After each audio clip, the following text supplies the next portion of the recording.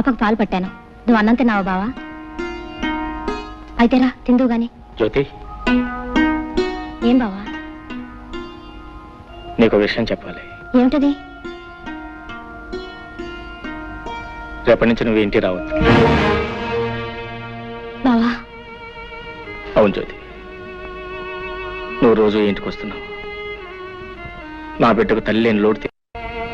నిజానికి నీకు నేను ఎంతో రుణపడి ఉన్నాను. కానీ లోకులు వాళ్ళ నోళ్ళు ఊరుకు నిన్ను నన్ను కలిపి కట్టుకథలు అల్లుతారు. నాకు ఎలాగో తీర నష్టం జరిగిపోయింది. తలెత్తుకోలేక సంఘంలో జీవోత్సవంలా బ్రతుకుతున్నాను. నా వల్ల కానీ నా బిడ్డ వల్ల కానీ నీ బ్రతుకు ఎలాంటి కష్టం కలగకూడదు. నీ భవిష్యత్తుకి ఎలాంటి నష్టం జరగకూడదు. నీ పెళ్లికి ఎలాంటి అంతరాయం కలగకూడదు. అందుకే రేపటి నుంచి నువ్వు ఇంటికి రాకుండా ఉంటే మంచిది అని అర్థం చేసుకో. అమ్మా ఏడుస్తావు. బావన్న దాంట్లో తప్పే ఉంది. నీ మంచి కోరే చెప్పాడు. పాపిస్ట్ చేసిన పని వల్ల మనందరూ వేడవలసి వచ్చింది. నేను వెళ్ళకపోతే బావ ఒకడు పాపను ఎలా చూసుకుంటాడు? దానికి ఏ టైంకి ఏం కావాలో అన్ని అమర్చి పెట్టగలరా? నిజమే, కానీ మనం ఏం చేయగలం? పసిబిడ్డ నువ్వు చూసుకోలేవు బాబు. నేను తీసుకెళ్తానంటే నా మాట విన్నాడా? ఇదంతా మన కర్మ.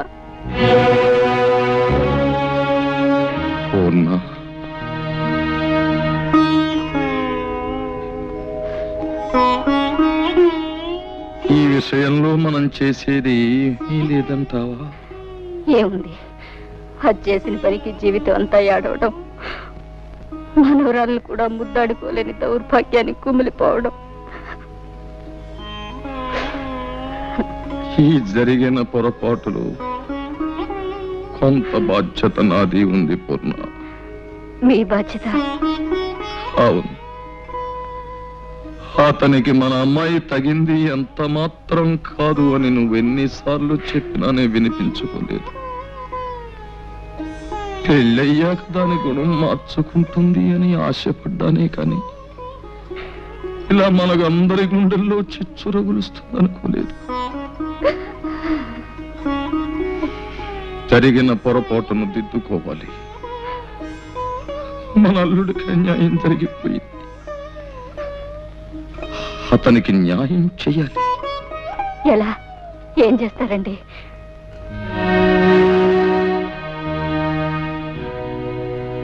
అతనికి మన జ్యోతినిచ్చి పెళ్లి చెయ్యాలి.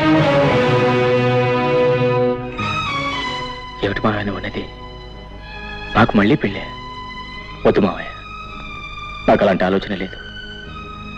నాతో కలిసి 7 అడుగులు వేసిన మనిషి, నాతోనే జీవితాంతం గడుపుతాన్న మనిషి మధ్యలోనే మాట తప్పి వెళ్ళిపోయిన తర్వాత మళ్ళీ ఇంకో బంధం ఎందుకు మావయ్య?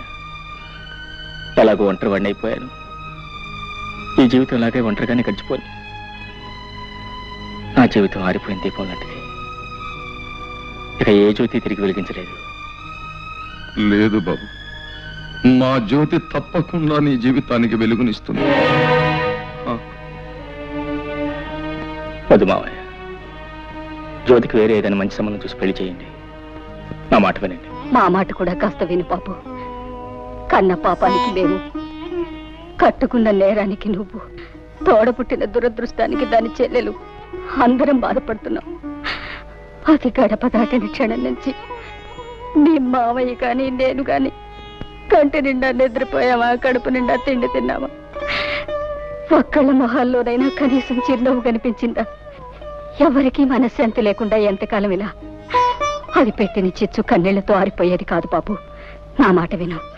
నువ్వు మా జ్యోతిని పెళ్లి చేసుకుంటే దీనికో తల్లి దొరుకుతుంది, మాకు మనశ్శాంతి దక్కుతుంది. నువ్వెవరివో ఎక్కడ వాడివో అయితే ఇలా అడగడానికి నాకు నోరు వచ్చేదే కాదు. కానీ మేనల్లుడుగా రక్త సంబంధం ఉన్న మనిషిగా అడుగుతున్నాను. కాదను. మావయ్య, నువ్వు చిన్నవాడివి, ప్రార్థించకూడదు. నేను పెద్దవాడిని, ప్రాధేయపడకూడదు. కానీ ఇప్పుడు ఆ రెండు చేస్తున్నాను.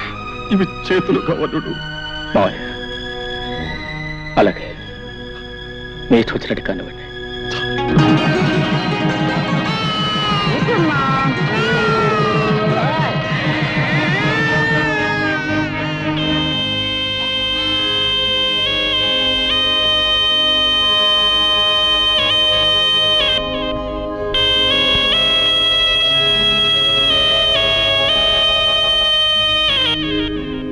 అమ్మా జానకి,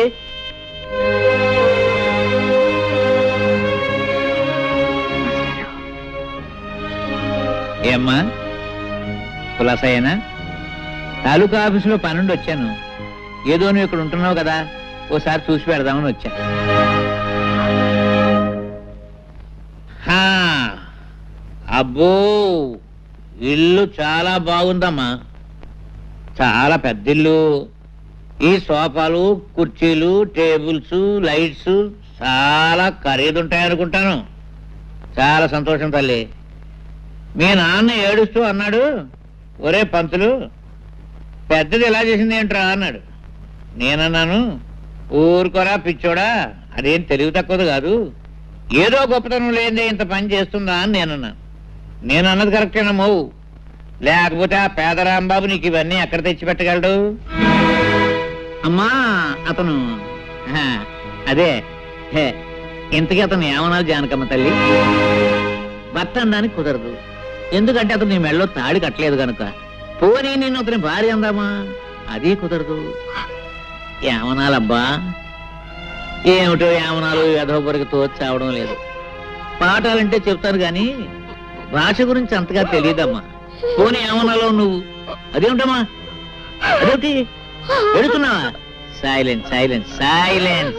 నువ్వేదో ఆనందంగా సుఖంగా ఉన్నావేమో చూసి పెడదామని నేను వస్తే ఏడుస్తావేమిటమ్మా? Silence silence. అమ్మా ఏడవకూడదు. మాస్టారు, నేను తప్పు చేశాను మాస్టారు, తప్పు చేశాను. చచ్చ ఏడవకమ్మా. చేసిన తర్వాత తప్పని తెలిస్తే ప్రయోజనం లేదమ్మా. చూడమ్మా, నీకు గుర్తుందో లేదో, నీ చిన్నప్పుడు చదువుకునేటప్పుడు వేమన శతకంలో ఓ పద్యం, కులములోన ఒక్క గుణవంతుడుండిన కులము వెలయు వాని గుణము చేత. ఆ పద్యం నువ్వు తప్పు చదివితే నిన్ను నేను బెత్తంతో కొట్టాను. మరుసటి రోజు కరెక్ట్గా అప్పచెప్పావు. కానీ నీవు ఇప్పుడు పెద్దదానివి, బెత్తంతో మందలించవలసిన వయసు కాదు నీది. సరిదిద్దడానికి వీలున్న తప్పు కాదు నువ్వు చేసింది. అది పద్యం, ఇంకోసారి చదివితే వస్తుంది. కానీ ఇది జీవితం. ఇంకో జన్మ ఎత్తితే గాని చేసిన పొరపాటు సరిదిద్దబడదమ్మా. ఈ జన్మకింతే. సైలెన్స్ సైలెన్స్ అమ్మా. మాస్టారు బాగున్నారా మాస్టారు?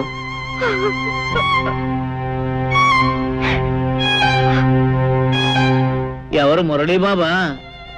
చాలా కాలం అయిందా నిన్ను చూసి. చాలా సంతోషం బాబు. నీలో బాగా మార్పు వచ్చేసిందే. నీకు గుర్తుందా, చిన్నప్పుడు నువ్వు చదువుకునేటప్పుడు నేను ఇచ్చిన పాఠాలు నువ్వు గడగడ అప్పచెప్పేస్తుంటే మా మురళీబాబు చాలా తెలివిగలవాడు, బాగా చదివేసి పెద్ద పెద్ద ఉద్యోగాలు సంపాదించేసి కరెంటు ఉద్యోగాలు అవి చేసేసి మా ఊరికి పెద్ద పేరు తీసుకొస్తాడని నేను అందరికీ చెప్తుండేవాడిని.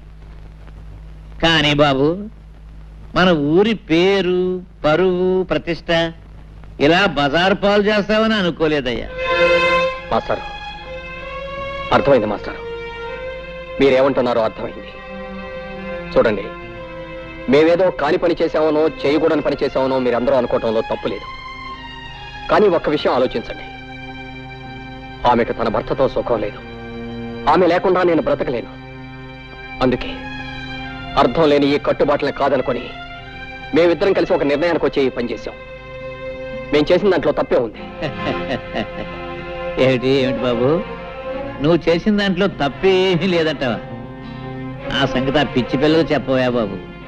చూడు, ఏదో తప్పు చేశానని ఏడుస్తుంది పాపం. చూడు నాయనా, ఒక ఆడ మగ కలిసి కాపురం చేయడానికి రూపం, డబ్బు ముఖ్యం కాదయ్యా. అవే ముఖ్యం అయితే ఈ పవిత్ర భారతదేశంలో ఇన్ని సంసారాలు చల్లగా ఉండవు, ఉండబోవు. భర్తలో ఏదో లోపం చూశానని భార్య భర్తను వదిలేసి, భార్యలో ఏదో లోపం చూశానని భర్త భార్యను వదిలేస్తే మన సాంప్రదాయాలకి ఆచారాలకి అర్థం లేదు, మనకు బ్రతుకు లేదు నాయన. బాబు, అన్నేళ్లు లంకలో ఉండి నా భర్త వస్తాడు, నన్ను రక్షిస్తాడని ఆశగా ఎదురు చూస్తూ జీవించింది కాబట్టే ఇన్ని వేల సంవత్సరాలైనా సీతాదేవిని ఇంకా దేవతగానే కొలుస్తున్నాం. భర్త కుష్ఠరోగైనా నెత్తి మీద పెట్టుకుని అష్టకష్టాలు పడింది కాబట్టి సుమతిని మహాపతివ్రత అన్నాం. బహుశా వాళ్ళు నీ అంత తెలివిగలవాళ్ళు కాకపోవచ్చు. చివరికి ఖచ్చితంగా నేను చెప్పేది ఏమిటంటే, ముమ్మాటికి నువ్వు చేసింది తప్పు తప్పు తప్పు. మాస్టారు, ముసలివాడిని, నేను ఏదైనా పొరపాటు మాట్లాడుంటే మన్నించు.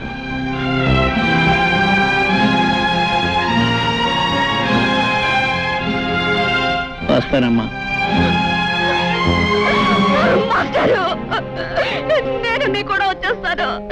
నన్ను మీతో పాటు తీసుకెళ్ళండి మాస్టారు, తీసుకెళ్ళండి.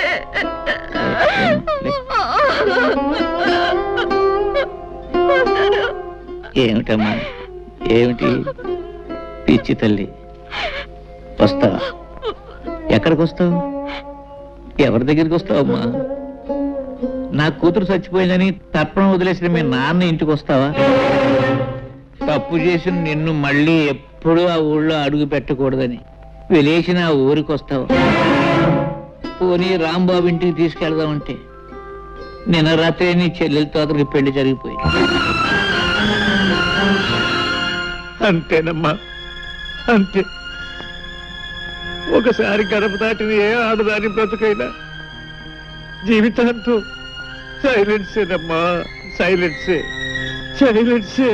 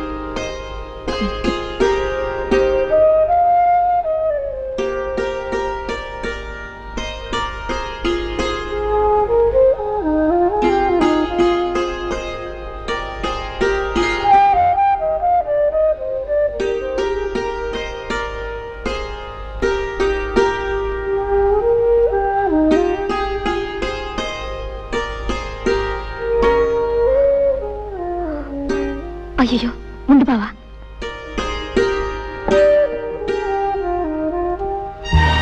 ఈ గదిలో ఒక్కగానే ఉంది. ఒక ఫ్యాన్ కొనుక్కోవచ్చుగా.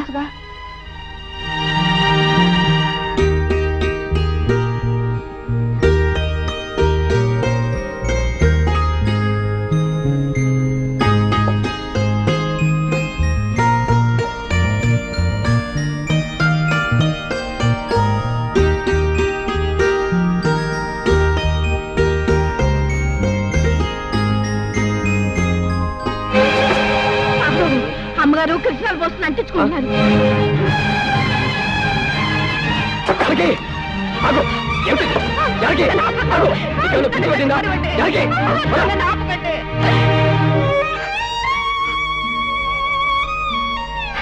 అయిన వాళ్ళందరినీ కాదనుకొని నాతో వచ్చింది చచ్చిపోవటానికి ఆ జానకి కాదు, కానీ కడుపు దాటినాడే నేను చచ్చిన దాంతో సమానమని తెలుసుకోలేకపోయాను. అసలు అసలు తప్పంతా నాది చిన్నబాబు. జరిగింది తప్పే అయితే అందులో ఇద్దరికీ సమానమైన బాధ్యత ఉంది.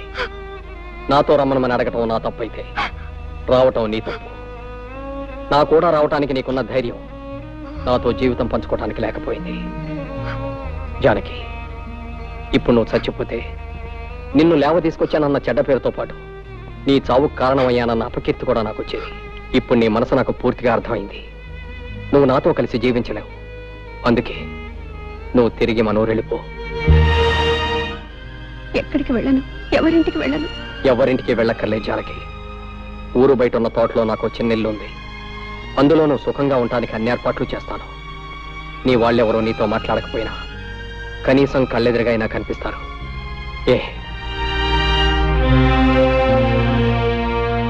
అయితే ప్రొద్దుటే ప్రయాణానికి సిద్ధంగా ఉండు. ఈ రాత్రికి అన్ని ఏర్పాట్లు చేస్తాను.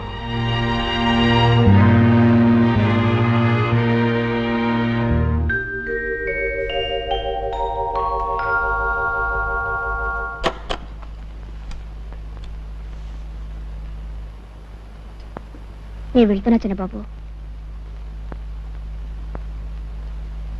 నేను వెళ్తున్నా చిన్నబాబు.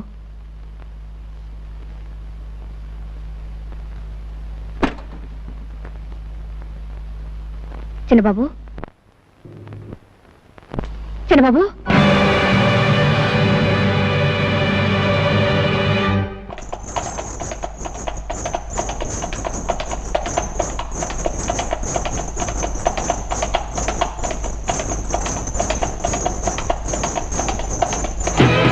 చూడవే ఆ ముద్రస్తుడు వస్తుంది దాని మొహం చూస్తే ఆ పాపాలన్నీ మనకి అంటుకుంటాయే అది చూడకండి ఇటు తిరగండి.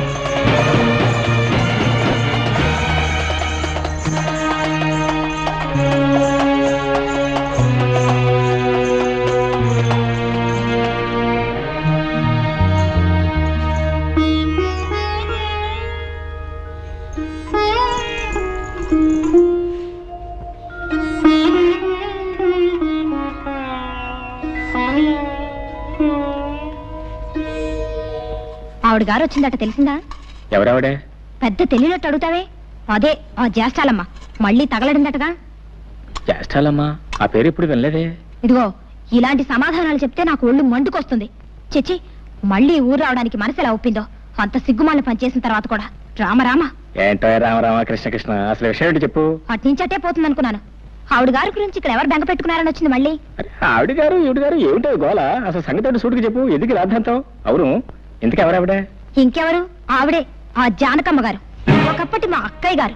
ఊరవతల తోటలో ఉందట, నువ్వు చూడలేదా? లేదు. అయినా ఆవిడ విషయం మనకెందుకు, వస్తే ఎవడకి కావాలి, రాకపోతే ఎవడకి కావాలి. అవునులే. ఇదిగో నువ్వు గాని ఆ చుట్టుపక్కలకి వెళ్ళినట్టు తెలిసిందో నేను ఊరేసుకొని చచ్చిపోతాను, గుర్తుంచుకో. నీకేమైనా పిచ్చి పట్టిందా? నేను ఎందుకు వెళ్తాను? అయినా ఒకసారి మనల్ని కాదని వెళ్ళిపోయిన మనిషి గురించి మాట్లాడడం అనవసరం. ఏదో ఆపుకోలేక అన్నానులే బావా. అవును, అసలు నువ్వేం తినలేదేంటి? ఉండు, నేను తినిపిస్తాను.